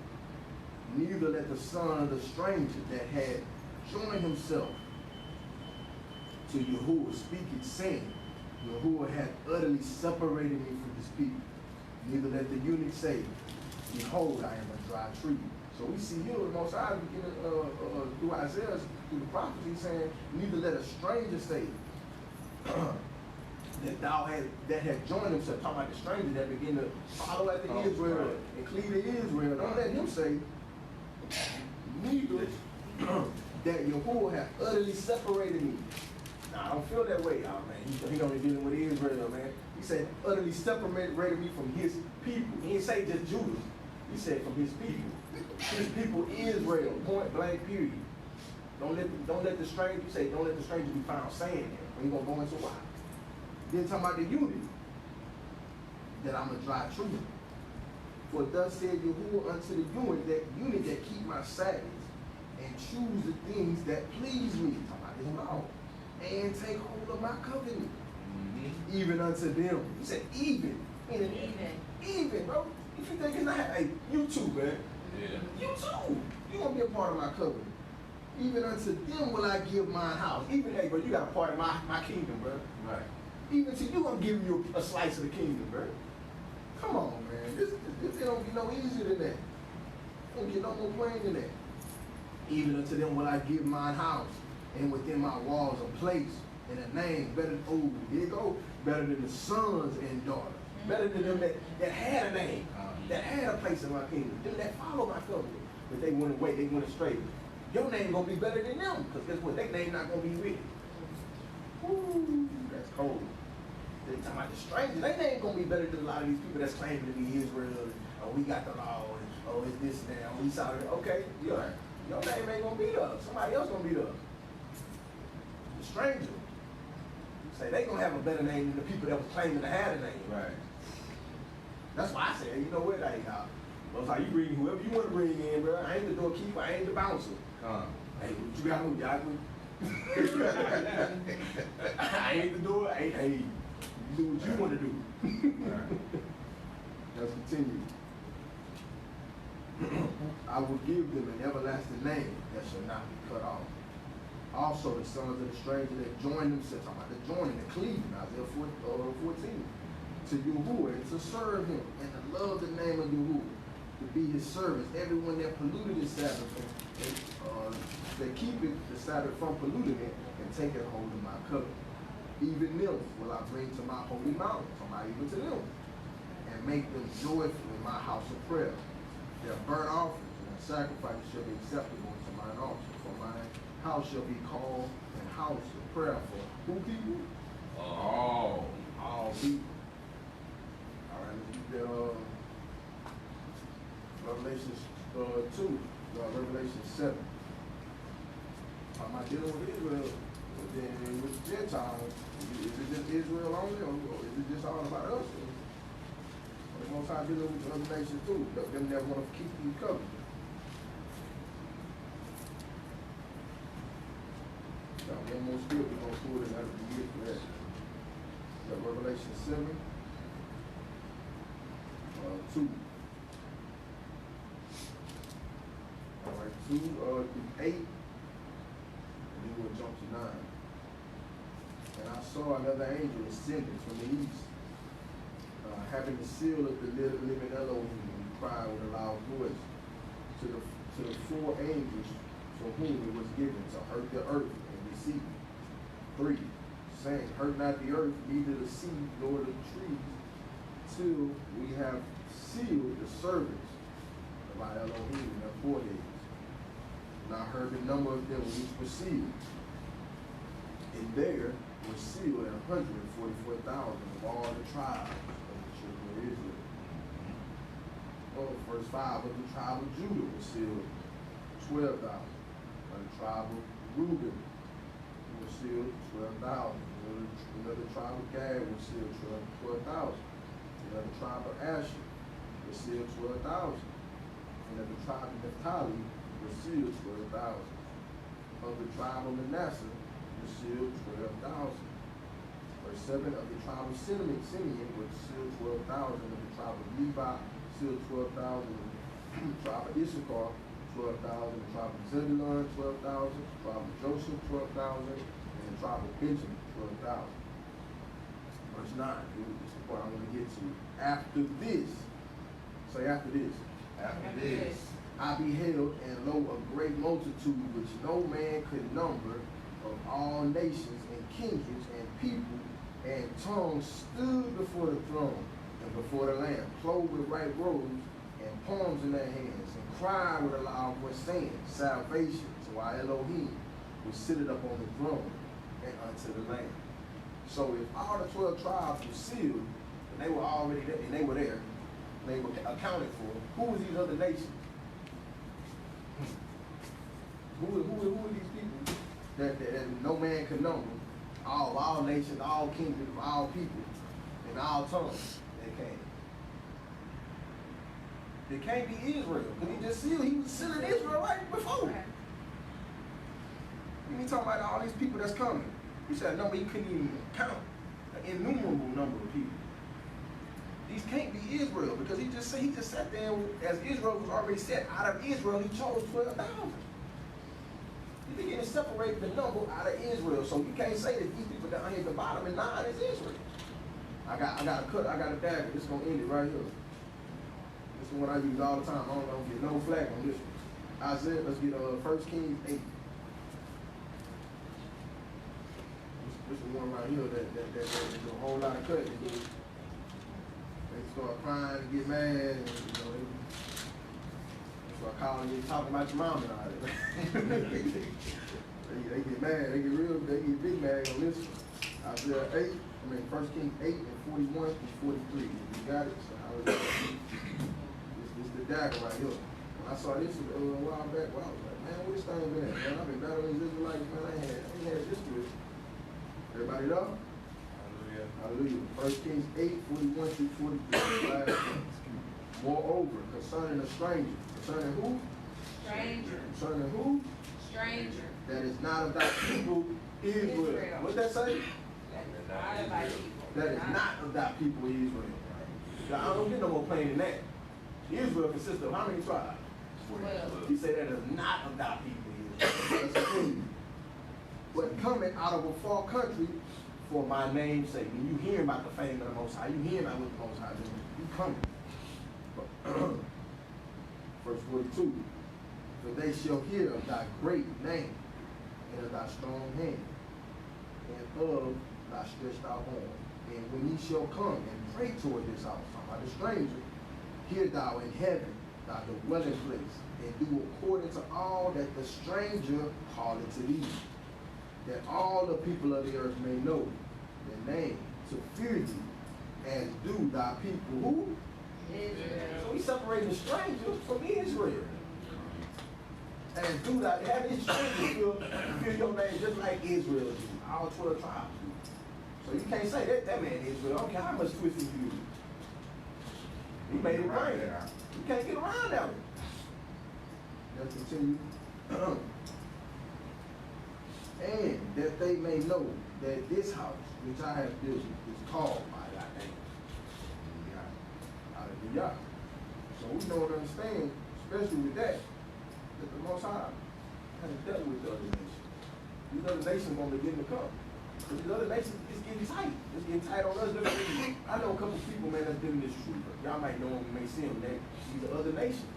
People that lost their family, they got ostracized, they kick them out. Yeah. Yeah, Dana White, some of y'all know about Dana White. Y'all get this man up. Yeah, I know you talking about that. Yeah, I got you. Dana White, man, family ostracized. Oh, yeah. He been trying to wake out people up. Yeah. He tell you, man, for a y'all while. Israelites, man, y'all, and I don't want to hear that, man. And then his own people, man, you dealing with that. Why you got all black people on your page? What? You said, why I got all white people on mine? Go ahead, sis. At what point did they start bringing them in? What's that, sis? In the Bible, at what point did they start bringing the The other heathens nation? amongst? Well, you can see that straight out of Exodus 12. Yeah, when they look about Egypt. When they came out of Egypt, they had the Egyptians, Mixed mixed multitude. multitude that they called them. Yeah, that was with Israel. And then also to the law and the stranger script. You know, I had that. Go ahead. 15, Numbers 15 and Okay. 15. Yeah, It says, one law is for you of the assembly and for the stranger who sojourns with you, a law forever throughout your generation, so it don't stop. As you are, so is the stranger before Yahuwah. One Torah and one right ruling is for you and for the stranger who sojourns with you. So, and the Most High set it up.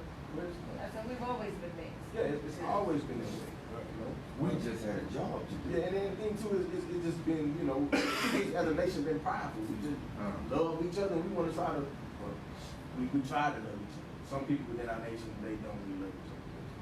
You know, we try to build something. Excuse me. And we always want it to be about us. You know, it's kind of like, you know, when you got something good and other people want, you know, you got a good plan or something, you like, man, I'm gonna keep this to myself. I don't want to let nobody in. Or it's kind of like they have theirs, and they never like invite us in. But it's like, you know, That's a we're good point. commanded to always invite them in. Right. And you gotta understand, we serve a different Elohim. We serve an Elohim. We're gonna get that real quick. Let's get that Psalms 22. Let's get that real quick. We serve a different Elohim than the Elohim of other nations. But also, we went to the other nations too. Right. We desired that. Most High got, okay, you want it? Go ahead. You want it, right. You let us tell. Go ahead then. What Psalms what? 22. And I think that's 27. I'm going off the top of the phone. She gonna go ahead and read that point. I'm trying to do it. Go ahead. Hallelujah. Hallelujah. Psalms 22 and 27. Let all the ends of the earth remember and turn to Yahuwah, and all clans of the nations bow themselves before you. For the reign belongs to Yahuwah, and he is ruling over the nations. All the fat ones of the earth shall eat and bow themselves. All who go down to the dust bow before him. But we understand that the Most High is ultimately rule of all nations, because all nations, they say, gonna turn back to the beginning anyway. But the Most High wanted that to be the way in the beginning. But man sinned in the beginning. If you look in Scripture, started with Adam, he always wanted to have himself seclude himself from the outside and from others. But with the sin of Adam, caused sin to go on all men. The Most High always wanted to. If you look at what he dealt with Adam, he dealt with Noah, he always wanted to pick somebody from outside the wickedness. People that were dealing with wickedness, he always wanted to set aside somebody. I'm dealing with you, okay? You, Adam said, okay, boom, next. I'm dealing with you, Noah. All right. Noah kept his family, then the other people getting sin out of his lineage. Then he broke out from that, and you will begin to see throughout Scripture like what the Most High tried to deal with the righteous and find people who would back his name. So he's like, you know what? I'm gonna set aside a whole nation of people to bear my name. Israel, I submit you, I got you in the land. Boom, I give you my law. Boom, I give you my covenant. follow this way. And the killing part, we accepted it. He didn't force it on us. Exactly. We accepted it as a nation of people. We said we will do this. We will do it. Exactly. We took the blood, we sprinkled it in, we got We sprinkled the blood, all right? in my eyes. Like, all right, man, I got it. So we took all that. You know what I'm saying? We accepted the blood covenant. Yep. You know, but it was us that turned away from it. So it was always in the mind of the Most High. Like he said, to turn the world back to him. Hallelujah. I got one more. I want to clear up one more script. Work with me 1 second. This one ain't in my notes, but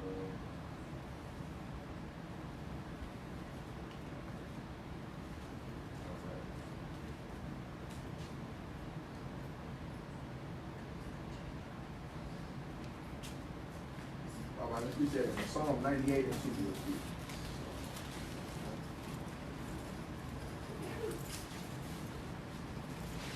Psalm 91.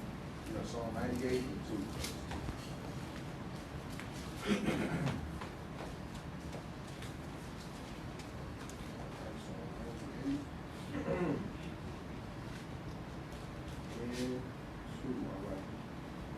Yahuwah have made known his salvation, his righteousness openly showed in the sight of the heathen.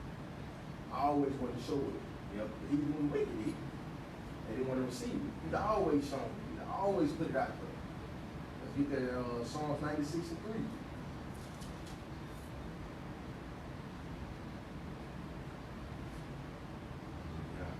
Declare his glory among the heathen, his wonders among all people. We're supposed to do that declare it among the heathen, among all people.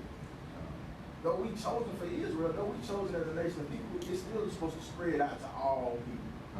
Supposed to be a light. It's supposed to be a light. That's the only way. And like we went over the light in the beginning. And then you know that light shine. That light continually shine on all nations. But all nations wouldn't hearken to that light. All nations wouldn't follow that light that was in the world from the beginning. He came in darkness. I'm the truth. People don't receive it. Right. All right. All right, that's it for the lesson. Hallelujah. Hallelujah. The true light. I know it was a little rocky, man. I was up, like I said, I ended up cutting my message short, man, last night. Well, no. Yesterday during the day, I was getting ready to finish it up, and because I blindsided me with that. I was like, man, okay. And when I went to bed, man, about almost like 12, so it was late. I didn't even finish my lesson. I'm going to get up early, I'm going to finish the rest of it. Yeah. And when I was sleeping, like the most I was dealing with me that last night. I was, like I said, it was like a movie in my head playing over and over this very lesson that I was doing.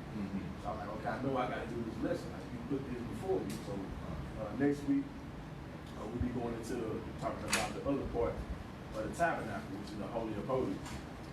All right, so we're gonna pray. Wait, I have a question. Go ahead. First, okay, so what I'm understanding, that you gave your testimony about being in the camps and how the camps were secluded and didn't want anybody else in them.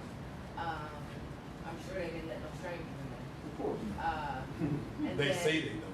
Huh? They say Oh, they yeah. don't. Yeah. You can look into them camps and you can see Oh, yeah. strangers, There's diversity in There's it. heathens, Gentiles, all So, Yeah. at this time of our awakening, I look at this as a really special time for those who are awakening. It's amazing. But are we supposed to close ourselves off right now?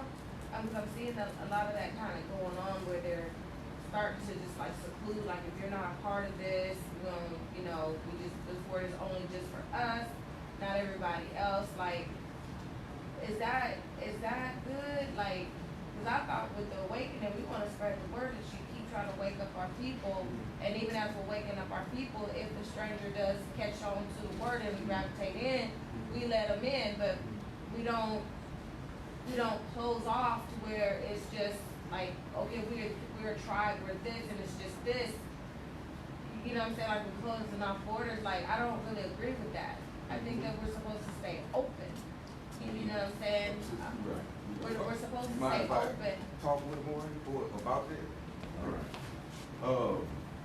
it's a time and season. It's like the scripture say, I think is it Ephesians or Ecclesiastes, where it's a time and a season for everything. Right. And it's a time and a season like for awakening. We all in this room didn't awaken at the same time. Right. You know, I was back in like 06, but I just, you know, it was an awakening, but I didn't take it serious. So, but I was learning, and as I was on this roller coaster ride, you go through certain things through your life. But with me now, it's no more debating. I'm not going to debate with you about the word any longer, about who in this and who we are, because like you say, it's a time as far as with Noah. Noah taught for so long, and the Most High shut that door. And once that door is shut, you want to make sure you are covered. You want to make sure your blood is on the doorpost, doorpost, that your house is covered. So it's kind of that time right now. So again, with other nations, it's gonna be a time where the word is gonna come up. It always does. I used to try to force it on people because you know I was passionate. I want you to know as a people, but that wouldn't get them nowhere because the script say too. I think it's John. I chose you. You didn't choose me. That's a blessing in itself. So with that being said, you could talk to somebody, sister, you blue in the face, and they just might not get it, but it's probably not their time yet. Right. It's like I say, it's the time and the season. Right. And with that, the Most High, when you deal with Matthew 15:24. Right. That's one, that same scripture. Matthew 15:24, fathers not sin, but unto the lost sheep of the house of Israel. We're gonna get into that real quick. Let's get that Matthew 15:22. We're gonna get some, and that's what they felt like. The Most High, we're gonna see why he said that. And then at the end of that, even his eyes were open. Even he understood more so because the Most High gave him a mission to do. The first was to wake up Israel, wake up his people that they may be a light to all nations. Because if you understand the Great Commission, he began to tell them the first time, nah, just deal with Israel first. Deal with your people. Don't knock into the way of the Gentiles. Don't deal with the Gentiles. Then after that, when they received the Ruach, he sent them out into the world, into all nations. He sent them out abroad. But first, we're going to get that in Matthew 15 and 21. We're going 21 through probably 28. Right. Then Yeshua went thence and departed into the coast of Tyre and Sidon. 22, and behold, a woman of Canaan. She was an African, a Canaanite, came out of the same coast, cried unto him, saying, have mercy on me, O Yahuwah, thou son of David. My daughter is grievously vexed with the devil. And he answered her not a word. And his disciples came and besought him, saying, send her away. But she cried after us. Verse 24. But he answered and said, I am not sent, but unto the lost sheep of the house of Israel. So even him saying that, we're going to see what transpired even after that. So he let her know, now I'm on your right. What the Most High sent me for this point is for my people. I only sent to Israel right now. Let's continue. 25. Then came she and worshiped, saying, Adonai, help me. 26. But he answered and said, it is not me to take the children's bread. This is for the children. And to cast it into the dog. Take the children. This is the children's bread. This is what the children's supposed to be out for. This is the maturation for my children to eat them that they may be fed. I can't take that and give to you. We're gonna keep reading. And she answered and said, hold on, okay, 27. And she said, truth, I do not.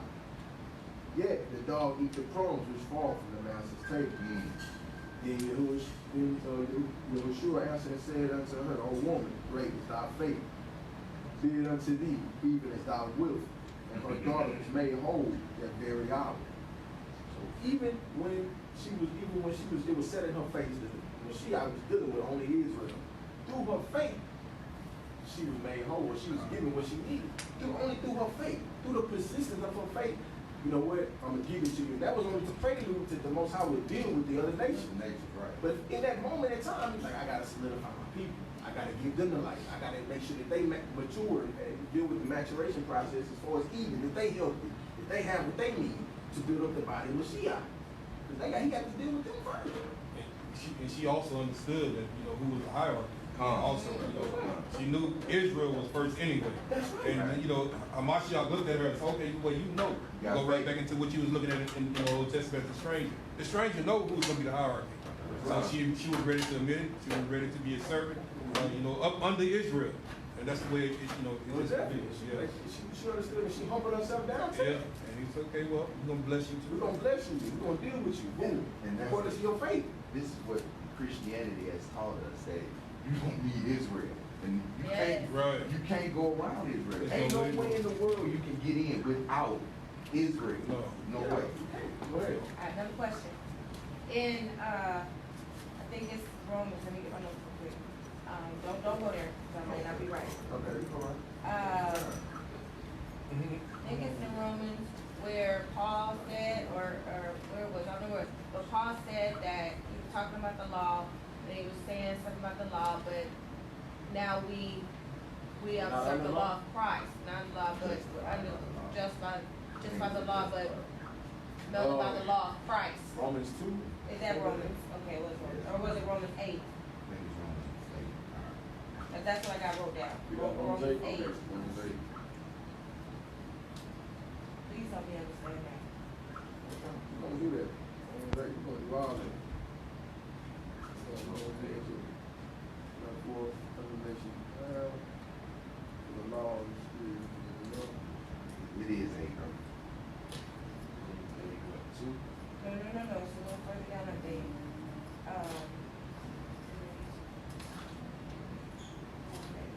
said, what would say, works of the law?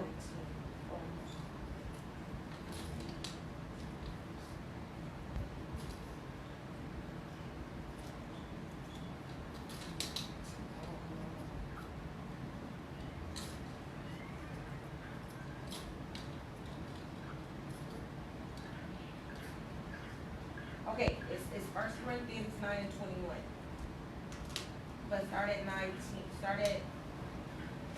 Corinthians chapter 9, start at verse 19. 1 Corinthians chapter 9, start at verse 19 to 21. All right. But though I be free from all men, that I have made myself a servant to all, that I might gain the more. 20. Unto the Jews I became a Jew, that I might gain the Jew. Unto them that are under the law, as under the law, that I might gain them that are under the law. To them that are without law, as without law, being not without law, to the Elohim under the law to Christ. Read it, okay, without law, okay, Elohim under the law of Christ, that I might gain them which are without the law. But basically, just related to them. When it comes to the Jews, he's a Jew. When you read the Romans 11:1, he say, I'm an Israelite of the tribe of Benjamin.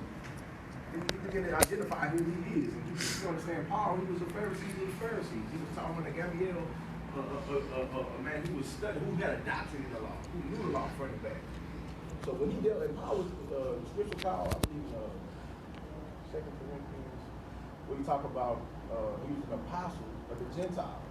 Meaning the Most High governed him to be an apostle to the lost, to those who are without the law, meaning the Gentiles. So he's able to relate to them. He's able to even get on their level and deal with the Jews as well. Because when he went to them, we were just reading in Acts 21. That was the trash. Well, you begin to talk about, I have not went against the laws of the Most High. When they begin to bring these charges up against him, what did he do? Like if you say you're not, if you're not telling them to not be circumcised and not keep the law, hey, come do this, come keep these vows that these men got. The vow deal with the Torah, deal with the Nazarite vow. When your hair grow and you don't eat certain things or drink certain things, and then you shave your head, he went up and kept the Torah with these people to prove to the Jews that he wasn't persuading the other Jews to not keep Torah. So Paul is just saying, I'm able to diverse with all people, the Jews and the Gentiles alike. I'm able to win them. So we were considered the Jews. Yes. We are the Jews. Yeah. Okay. Okay, so that scripture that I just gave you is what Christian Jews say if they don't have to keep the law. They don't have to keep the Levitical law anymore. It's now they have to keep the law of Christ. Remember that most of the Jews then didn't have Christ. They didn't have Christ at all. They had the law. They had, I'm gonna say, the Mosaic law, but they didn't have Christ at all. They didn't understand why Christ died. Right? And right now, we still have a lot of non-Messianic that believe in that right now also. So what is the law of Christ? We're gonna get that Matthew 5. How they going about it? This is what he teaches. And Moreh, on the limb back on your when we don't you finna hit it on the nail. All right. This is the law of Christ. Think not, verse 17. Think not that I have come to destroy the law or the prophets. I am not come to destroy, but to fulfill. I come to embody. I come to show you what the Torah is, what it looks like. People talk about fulfill is to do. How can you say you come not to destroy, but to destroy? Right. It's a double negative. You can't say I don't come to destroy it, I come to destroy it. Right. That's what he said. I don't come to destroy the law. I come to walk this thing out and fulfill it, to embody that very thing that you heard the prophets talk about. That's what he's saying. That is the law of Christ. Who Paul, and even if you look at Paul, he kept the Torah. He kept the feast days. Many times I must keep this feast as well in Jerusalem. He would leave his people to go keep the feast. What we as a people forget, first of all, it's a westernized thing. And we have to get under that. We have to break our minds to that. When it says we're no longer under the law, we're really, as Israelites, we're not supposed to be under the law. We're supposed to be above the law. We are the law. When you run a stop sign, until you run that stop sign, you're not under any penalty.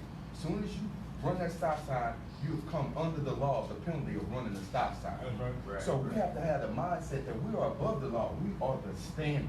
Right. So with that being said, when it says we're not under the law, we're really not. We're supposed to live above the law. Torah free. That's A right. culture. That's right. This is what governs us as a people. You must understand what Paul is saying too. We're not under the law. We're under the grace. We're in a dispensation now where you won't get stoned. There's grace. That's why the Mashiach had to come. Because we was just killing people. Just They broke the law, they just Gangster. died. And then the thing was people was doing it just like you heard how they was doing Paul. They was ready to kill Paul. To trump him up on charges. And that's what Israel was doing to each other. They were trumping charges on each other just to kill him. I don't like that brother over there. We're gonna say, boom, boom, boom, take him before the elders. I don't know for 2 or 3 witnesses what that is. Boom, you dead, boom. But shit, nah, man, nah, chill out, man. Y'all wicked. That's when Cashapp came in. That's why he had to kill him. This is where they get that love in Christianity. And let's get there real quick. We're gonna get to it. Love.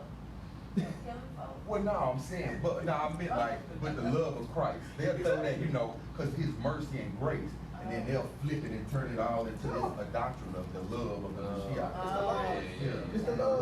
Love. Love doctrine. Look at Romans 6 real quick. We're gonna knock this out. Romans 6. Yeah, we're gonna show what that law was. What law Paul talking about. Yeah, exactly. Yep. Romans 6. We're gonna get that in the first one. 6 and what? 6 and 1. We're gonna get to this grace or what's all this he's talking about. Romans 6 and 1. Y'all there? Wait, I got Romans 6. Okay, I'm here. Hallelujah. All right, let's get it. We're gonna tackle it. Say, what shall we say then? Shall we continue in sin? Shall we continue to break the law? Shall we continue to be lawless? That grace may abound. Oh, we got grace. We got grace now. We good. We covered under the blood. So that means we sin? That's what Paul saying? Paul say so because we got grace now. We under grace. We not under the so-called what you call the law. We can sin. No. Paul say, what's the next thing after that? He say 2. Yah forbid. Y'all forbid. How shall we that are what? Dead. You're supposed to be, if the Mashiach died, we died with him, so we dead to sin. You should be partaking in it and breaking the law. Above. Come on. You should be the standard. You shouldn't live no longer in it. You shouldn't even be around it. You shouldn't even associate yourself with it. If you say you got grace in the Mashiach. See, that's when people take that grace wrong. This is not what grace supposed to look like. Grace don't supposed to look like me. Oh, I got grace. I got a safety net. You lay down there, you go. Right. I can eat my pork chop and pray over it. No. You can't be lawless. That's it. You cannot be lawless and say you got grace. Lawless is, is grace, right? When we Luke, say law, Luke, 'cause I what's mean, that? I'm still coming out of the Which Western one? mindset. Lawless? Sin Law is is the law. John, First John 3 and 4? Without the That's what you Levitical want? law, we That's have to it. keep to the No, no, no, Levitical no. law. Which one you want? That's And the what one, we see the going law? on is them Sin living is a transgression. without Yeah. the Levitical law. Chaos. At utter chaos. It's what Oh. governs. So you want about the lawlessness? I mean, Matthew 7:23? First, you right, First John 3 and 4. Go No, ahead. they They don't don't even mention read it the at Old all. Testament. Because I know, That's I right. only You right, know, my I bad. didn't even know about it, and I didn't even know about, Israel was just A people, probably. not even that, to me, I never even heard about it, not even when I was, growing up Baptist, I didn't know about it. All right, I'm gonna put that in a minute. We're gonna get that, when you talking about the definition of sin according to the scriptures, First John 3 and 4. So when you get what sin is, then you'll understand what Paul's talking about. Shall we continue in this right here with this? First John 3 and 4. First John 3 and verse 4. When you got it, say hallelujah. Hallelujah. Whosoever committed sin transgresseth what? The law. For sin is what? Transgression of the law. You breaking the law. If you breaking the commandments of God, that's sin. So Paul says, shall we continue in breaking The law. that grace may abound? That's gonna make. We got a lot of grace so we can sin. No, that ain't what the scriptures say. That ain't what Paul's talking about. No. Y'all forbid. Say, man, if you think I'm sinning, man, y'all forbid, bro. Right. Ain't even gonna get me killed. What sin would it about? Yeah. Exactly, yeah. And we gonna read that. Let's get that in 23. 6:23. Stay right there, Romans 6 and 23. I'm sorry. We're gonna go right back to Romans 6 and we're gonna go to Romans 3 real quick. You just said it, Quinn. You just said that, all right? Let's pull that. Let's see. Romans 6 and 23. And you got it, hallelujah. Hallelujah. All right. Read that, Quinn. For the wages of sin is death, Come on. but the favorable gift of Elohim is everlasting life in Mashiach, Yahushua, our master. That's right. Come on, the wages of sin. The price for breaking the law is death. It's plain and simple. That's the price you pay. This is why we go through so much as a people, because we hold the covenant. That's Hey. why we tie in so much. To the Jew first? That's right. That's their first. Exactly. Right. We got that responsibility first. They can eat their pork and be good. They not under a covenant. We want with the negative effects all across the board, hypertension, right?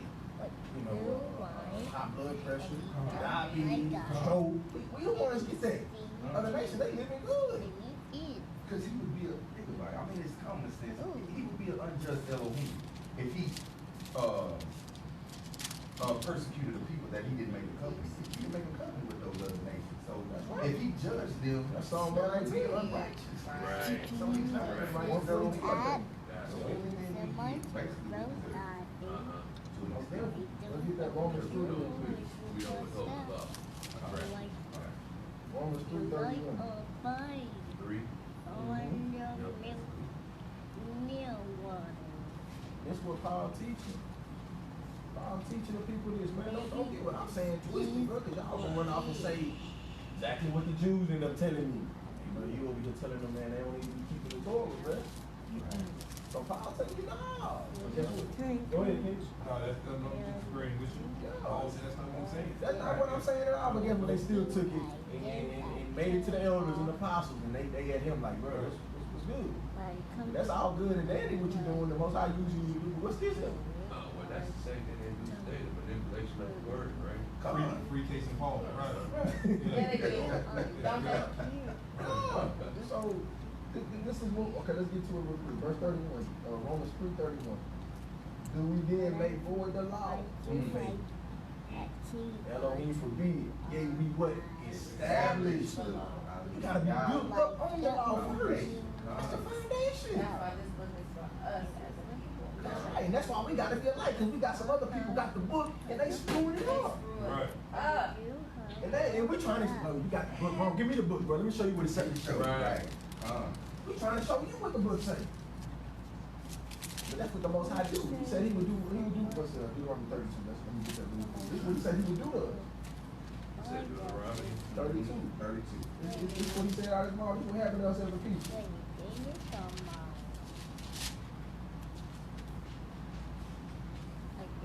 You got it? Let's get that in verse,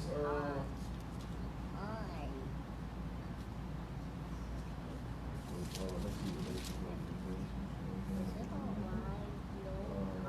Hold on one second. It's in Right time talking about the blessings and the curses. No. There we go. Bam. There we go. Let's get it. Let's get it real quick. Let's get that 16 to 21 real quick. Alright. They provoked him to jealousy with strange. We talking about us. With strange Elohims. Abomination. Provoked they him to anger. They sacrifice unto devils, not to the Elohim. To Elohims that they knew not. To new Elohims they came newly up. Whom your fathers feared not. Of the rock that begat thee, thou art unmindful, and hast forgotten Elohim that formed thee. So we have forgotten. We got away from it. And when Jehovah saw it, he abhorred him because of the provoking of his sons and his daughter. And he said, I will hide my face from them. Somebody gonna hide from us. That's the worst All the thing that wickedness we happened. do, man, I'm hiding myself, man. They ain't gonna be able to find me, man.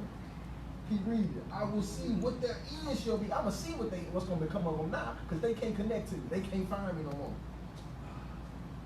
For they are very forward people, wicked children who have no faith. 21. This is what I want to get to.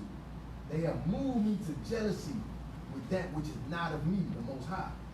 They have provoked me to anger with vanity, and I will move them to jealousy with those who are not a people. I will provoke them to anger with a foolish nation. What is that? Break that I'm down. gonna provoke you the same way you provoke me to anger. Another nation gonna be in your spot. They gonna provoke you to jealousy. You like, man, I wish that was us, man. Why we gotta be in this situation, man? Why What they nation don't? is that right now? All All nations. other nations. You provoking us through the other nations. Don't go to Psalms 83. 83. Baby, still on live? Oh, we hold it. We rolling. All right. Oh, I was supposed to stop. Nah, you No, good. this is Oh. all I'm saying, okay. we holding y'all up. That's the, Oh, okay. man, let's get it. Exactly. That's that song that we provoke to jealousy right now because we wish we had the spot to be in the light, to be the Most High's elect like we're supposed to be. Now we gotta wait. But that's what we do to our kids, right? When they do something wrong, we're like, oh, okay, let me go ahead and show I got you. something for you. I got something for you. Yeah. Oh, you wanna do it like that? Okay. Oh, okay. Now they be begging, please, mama, please. Yeah, Mama, please, you mama. right now. No, Yeah, some of that, yeah, you you can want have all this? that, but you give Yeah. us the good. Exactly. Everybody in Psalm 83. Keep not thy silence, O Elohim. Hold not thy peace.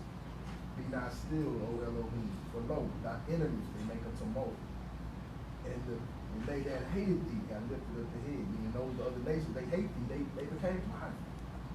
They have taken crafty counsel against our people. Against us, they taking crafty. They got in the EU, dealing with the United Nations. Man, how can we keep them suppressed? Man, how can we go into their neighborhoods and keep them out of everything? They can't buy land. They can't do this. They can't do that. But we can put the Planned Parenthood in the neighborhood. We can do all these different things. Yeah, liquor stores. This crafty counsel. Guess what? That's in every city, every place you go. Where we at? That's That's what it That's is. there. Con. Why is it so systematic? You gonna find a Planned Parenthood. You can find a liquor store. You can find Timmy Chan, but you can't find us nowhere. Only nothing. In the ghetto where the Jews. And they close to us. That's right. They not too far from them. They right down the Well, street. if you look up, no, I'm just saying. You see Oh, yeah, the ghetto. the The ghetto. ghetto. Yeah. Means Right. where the The Jews word are. Right. So that's That's ghetto us. word. Yes, sir. Yeah. That's us. Yeah, I just learned that. Right, right. Yeah, that's the definition. They taking crafty counsel because they understood. And that's the thing with Israel. Once we was with the Most High, we was following our covenant because nobody stopped. Other nations knew when they fell out, hey bro, let's get on. We got it. Right. Put them in chokehold, bro. That's in Judah 5:20. You go there, it tells you that the other nations know if these people, if they're with their power, Yeah. you can't be touched. Can't touch, yeah. As soon as they start to sin, Say that's right. let's get it. But say that You said again. that's Judah 5? In the Apocrypha, Judah Yeah, you got 5, Apocrypha. yeah, Oh. 20 and 21, I believe. I got that. I got it on my phone. Explain that again. If probably if you read it, Yeah, make probably more yeah, sense it's to you. more, you can explain, self-explain story. Jude 5, 20.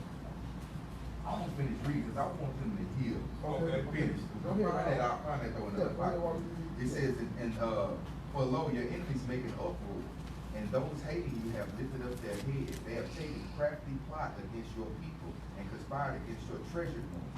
They have said, come, let us wipe them out as a nation, and let the name of Israel be remembered no more. This is why nationality changed every 10 years. Yeah. From That's how you began. colored, African American, Black. black. Afro-American. Nationality changed. Changes, yeah. Chapter 5, verse 21.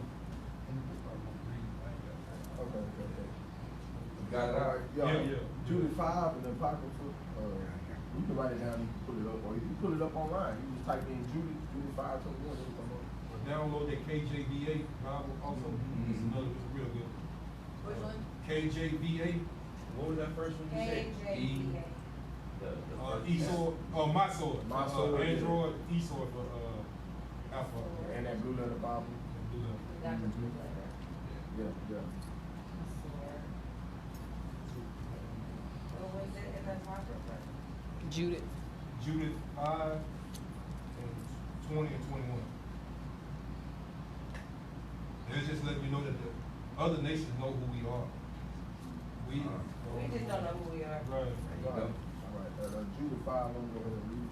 Starting at 20, we'll read to 21. Now therefore, it's talking about, I guess, my Lord and governor, if there be any error against his people, and they sin against their Elohim, let us consider that this shall be their ruin. Talking about if they sin, it's the ruin, it's the end of it. And let us go up, and we shall overcome them. We can overcome them because they ain't sin now. Well, now they're gonna turn them over. So it's our opportunity to deceive them. 21.